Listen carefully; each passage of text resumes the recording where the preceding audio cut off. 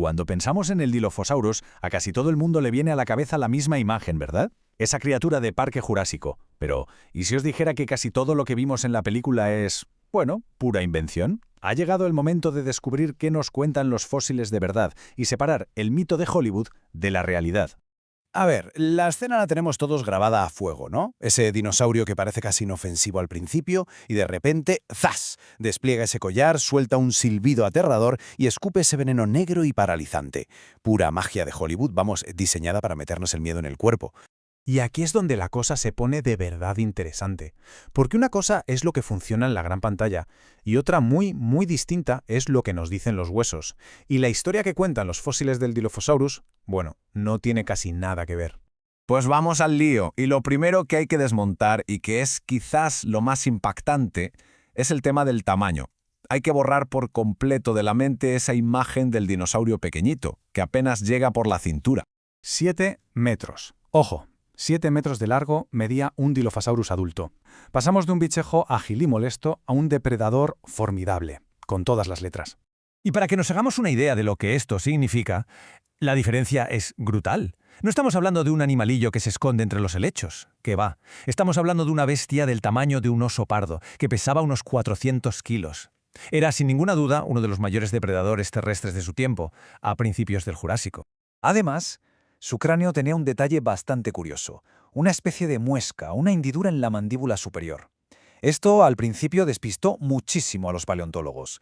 Creyeron que con esa mandíbula en apariencia tan débil, pues no podía cazar presas grandes. Vamos, que lo catalogaron casi como un simple carroñero. Y claro, a partir de ahí se montó un buen debate. ¿Era solo carroñero? O a lo mejor sus brazos, que eran bastante potentes y tenían buenas garras, compensaban esa supuesta debilidad.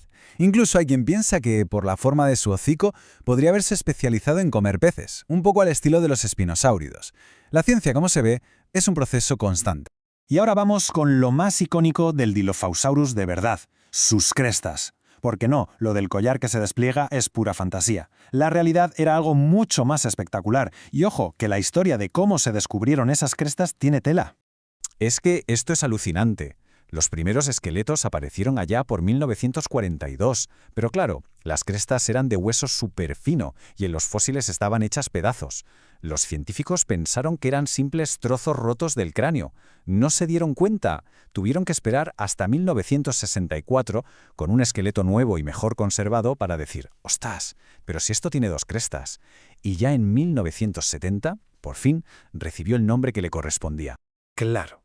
La pregunta del millón es, si esas crestas eran tan frágiles que no servían para pelear, entonces, ¿para qué narices las tenían? Pues la respuesta más aceptada es que eran para fardar, básicamente. Pura comunicación visual, como los cuernos de un ciervo o la cola de un pavo real. Eran demasiado finas para darse de cabezazos, así que lo más seguro es que sirvieran para reconocerse entre ellos, o, y esto es lo más probable, para ligar.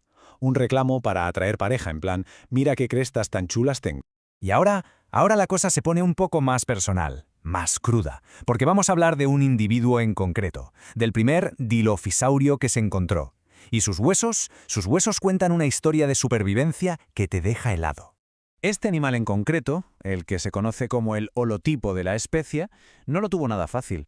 Su esqueleto es como un diario de guerra, un catálogo de lo dura y brutal que era la vida en el Jurásico.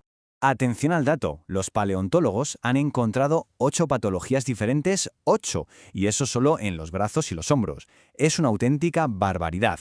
Y la lista es para echarse a temblar. El omóplato fracturado, un hueso del antebrazo también partido, 3 tumores óseos distintos en ese mismo brazo, un dedo que se le quedó deformado para siempre sin poder doblarlo, abscesos por infección. Es una mirada brutal y directa a lo que suponía sobrevivir en ese mundo.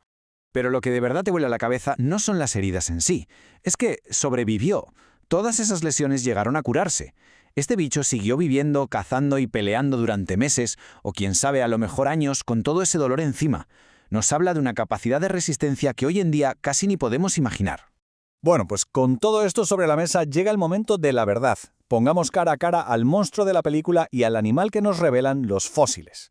Y aquí lo vemos súper claro. Por un lado, el de la peli, pequeño, con un collar inventado y veneno. Por otro, la realidad, un depredador enorme, con 2 crestas óseas espectaculares y armado hasta los dientes con garras y mandíbulas potentísimas. El cambio es radical. Al final, la conclusión es bastante clara, ¿no? La realidad es mucho, pero que mucho más impresionante que la ficción. El Dilophosaurus de verdad no necesitaba ningún truco de magia, ni veneno, ni collares raros. Le bastaba y le sobraba con lo que tenía para ser uno de los amos de su mundo. La historia del Dilophosaurus es una pasada porque nos demuestra que, por mucho que creamos saber, siempre hay secretos esperando en los huesos. Son como cápsulas del tiempo. Y esto nos deja una pregunta flotando en el aire. ¿Qué otras historias increíbles, aún más alucinantes que las de las películas, estarán escondidas en los fósiles de otros dinosaurios famosos?